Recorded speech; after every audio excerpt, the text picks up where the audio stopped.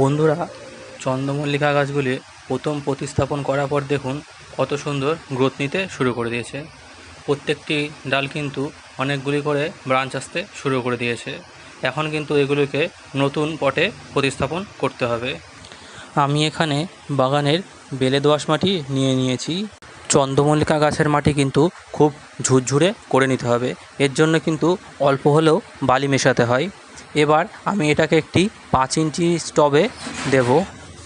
টবের নিচে এরকম পাথর ভাঙা অথবা টব ভাঙা দিয়ে নেবেন, এতে ড্রেনেজ সিস্টেম কিন্তু খুব ভালো হবে। দেখুন 10-15 দিনের মধ্যেই কত রুট চলে এসছে। এই গাছ কিন্তু এই সময় রিপোর্ট না করলে গ্রোথ কিন্তু থমকে যাবে, তাই এরম অবস্থায় চলে এলেই রিপোর্ট করতেই হবে। এরপর ভালো করে মাটি দিয়ে নেবেন, দিয়ে নেওয়ার পরে আবার 5 থেকে 6 দিন ছায়াযুক্ত স্থানে রেখে